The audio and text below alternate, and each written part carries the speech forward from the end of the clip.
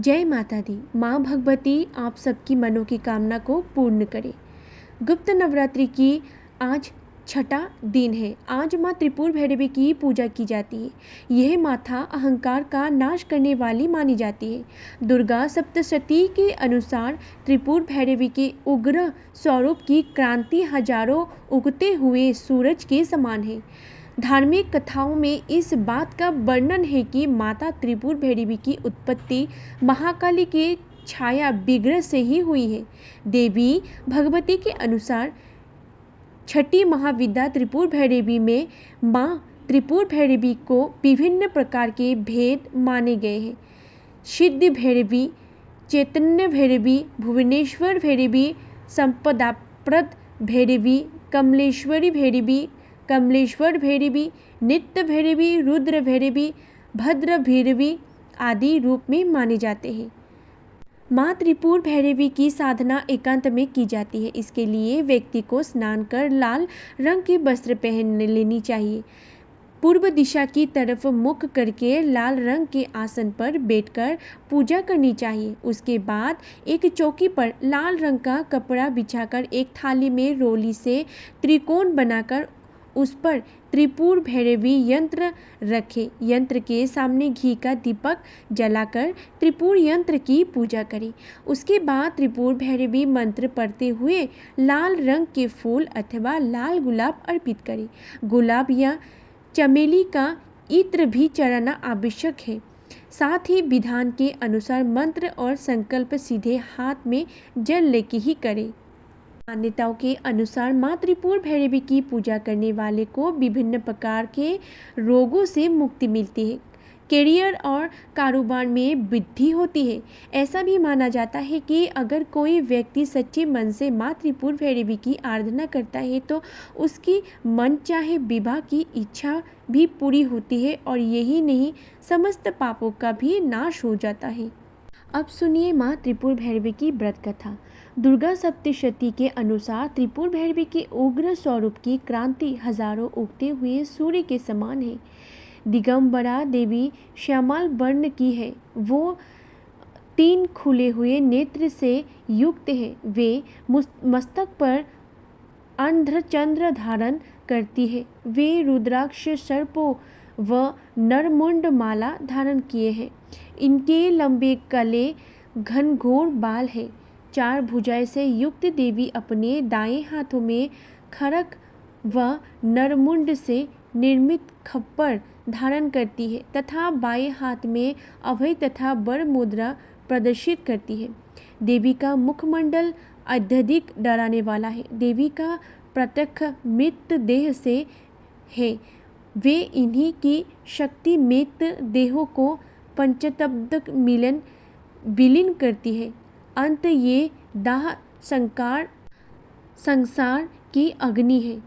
स्वयं रूप में त्रिपुर भैरवी लाल वस्त्र वे गले में मुंड माला धारण किए हैं। समस्त देह पर रक्त चंदन का लेप है। अपने दाएं हाथों में जप माला व पुस्तक धारण करती है। बाएं हाथों से वर व अभय मुद्रा प्रदर्शित करती है एवं कमल के आसन पर विराजमान है। इन्होंने ही 18 भुजा युक्त दुर्गा रूप में उत्तम मधु का पान कर महिषासुर नामक दैत्य का वध किया था।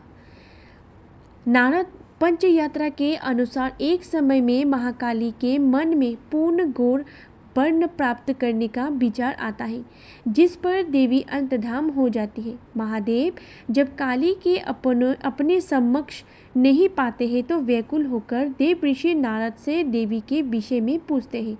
तब नारद जी उन्हें देवी का बोध करवाकर उनके प्रकट के समारोह के उत्तर में होना बताते हैं। तब महादेव की आज्ञा अनुसार नारद देवी को खोजते हेतु निकलते हैं। नारद सेमूरु के उत्तर में पहुंचकर देवी से महादेव के साथ विवाह का प्रस्ताव रखते हैं। इस प्रस्ताव पर देवी क्रुद्ध होकर देह से षोडशी विग्रह प्रकट करती है। अंत महाकाली के छाया विग्रह से ही त्रिपुर भैरवी का प्रत्यक्ष होता है। शास्त्र रुद्रमल तंत्र के अनुसार सभी 10 महाविद्या शिव की शक्तियाँ हैं। वे देवी भगवान के अनुसार छठी महाविद्या त्रिपुर भैरवी ही महाकाली की उग्र रूप है। इनके कई भेद इस प्रकार है।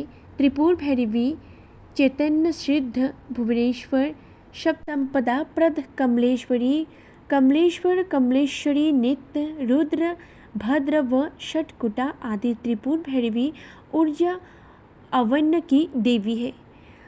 कथा समाप्त हुई। अब सुनिए स्तोत्र। इस त्रिपुर भैरवी का स्तोत्र के पाठ करने से साधक को धन संपत्ति की कभी कमी नहीं होती है। उनकी सभी मनोकामना सिद्धि होते हैं और अंत में मोक्ष की प्राप्ति होती है। आइए सुनते हैं माँ भगवती की स्तोत्र। हे त्रिपुरे, माँ वंचित फल प्राप्त होने की आशा से तुम्हारी स्तुति करता हूँ। इस स्तुति के द्वारा मनुष्यगण देवताओं से पूजित कमला को प्राप्त होता है। हे जननी, तुम जगत की आद्य हो, तुम्हारी आदि नहीं है। इसी कारण ब्रह्मांडी देव दानव भी सैकड़ों श्रुति करके सूक्ष्म रूपिणी तुमको जनाने में समर्थ नहीं है, अर्थात उनकी ऐसी वास्तव संपत्ति नहीं है जो तुम्हारी स्तुति करने में समर्थ हो। इस कारण हम नवकुकुम की समान कांति वाली वाक्य रचना से जननी स्वरूपिणी पुष्ट कुचावली तुम्हारी स्तुति करते हैं। हे त्रिपुरेश्वरी माँ, हे माँ, तुम्हारे देह की क्रांति नए उदित हजार सूर्य के समान समुज्ज्वल है। तुम चारों हाथों में विद्या, अक्षसूत्र, वर और अभय धारण करती हो।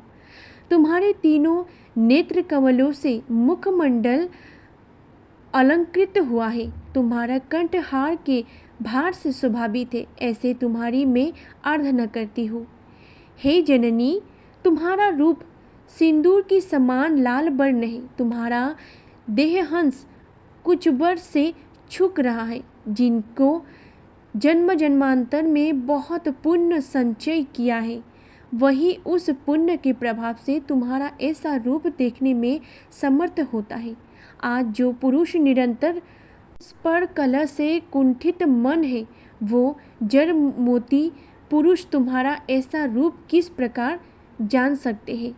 हे भगवती, मुनिगण तुमको स्थूल कहकर वर्णित करते हैं। श्रुतियों तुमको स्थूल कहकर श्रुति करते हैं। कई जन तुमको वाक्य की अधिष्ठात्री देवता कहते हैं और अपरापर अनेकों विद्वान पुरुष जगत का मूल कारण कहते हैं, किंतु मैं तुम्हें केवल मात्र दया सागरी जानती हूँ। हे जननी, तुम चंद्रभूषण से अलंकृत हो। तुम्हारे देहों की क्रांति शारद के चंद्रमा के समान शुभ है। तुम्ही पाचस वर्ण वाली वर्णमाला हो। तुम्हारे 4 हाथ से पुस्तक, जपमाला, सुधा वर्ण कलश और खन मुद्रा विद्यमान है। तुम्ही त्रिनेत्र हो। साधन कंगन इस प्रकार से तुमको हृदय कमल में ध्यान करते हैं। हे जननी, तुम्ही अर्धधानेश्वर शंभु रूप से शोभायमान हो। तुम्ही कमलेशलिष्टा विष्णु रूपिणी, तुम्ही कमल योनि ब्रह्मचारिणी हो। तुम्ही वाग्धिनिस्त्री देवी और ब्रह्मादि का सृष्टि शक्ति भी तुम्ही हो।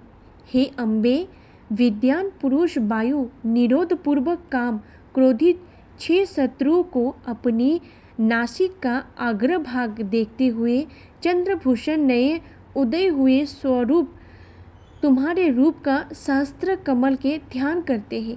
हे पर्वता राजपुत्री, तुमने मद दमनकारी महादेव के शरीर का आदर्श अवलंबन करके जगत को उत्पन्न किया है। वेद में जो इस प्रकार वर्णन है वो सत्य ही जान पड़ता है।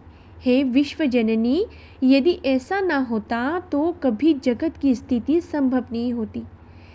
हे माँ जननी, जो कि सिद्ध की स्त्रियों की किन्नर गणों की सहित एकाग्र मिलकर आसव रस पान किया, इस कारण उनके नेत्र कमलों ले लोहित क्रांति धारण की है।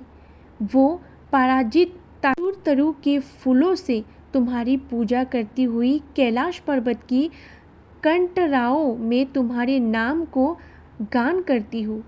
हे देवी जननी, बिजली की रेखा के समान दीप्तमान देहो धारण किया है, जो अतिशय शोभा युक्त है, जो अपने वश स्थाल मूलाधार पद्म से सहस्रार कमल में जाने के समय सुषुम्ना में स्थित पद्म समूह को विकसित करती है, जिनकी शरीर परम अमृत से अभिषक्त है, वो देवी तुम ही हो। मैं तुम्हारी आराधना करती हूँ। हे त्रिपुर भैरवी माँ, तुम्हारे देह आनंद भवन है, तुम्हारे शरीर से ही श्रुतियाँ उत्पन्न हुई है। यह देह चैतन्यमय है। ब्रह्मा, विष्णु और महादेव तुम्हारे चरण कमलों की आराधना करते हैं। सौभाग्य तुम्हारे शरीर का आश्रय करने शोभा पाता है, अतः मैं तुम्हारी ऐसा शरीर का आश्रय करता हूँ। हे माँ जननी, जो चंद्र रूप से भुवने की सृष्टि, सूर्य रूप से पालन और प्रलय काल में अग्नि रूप से उस सबको ध्यास करती हूँ, उन शारदा देवों को मैं कभी ना भूलूँ। हे पर्वत राज कन्या, साधकगण तुम्हारी नारायणी, नरकार्ण तारिणी, गौरी, खोदशामिनी, सरस्वती, ज्ञानदाता और तीनों नेत्र से भूषिता इत्यादि रूप में आराधना करती हूँ। हे माँ जगदम्बा, जो पुरुष इन बाहर क्लेशों से तुम्हारी स्तुति करते हैं, वो तुमको प्राप्त करके बाक्षी सिद्ध होते हैं और देह की अंत में परम गति को प्राप्त करते हैं। हे माँ जगत जननी, आपकी जय हो, जय हो, जय हो। माँ त्रिपुर भैरवी की स्तोत्र समाप्त हुई।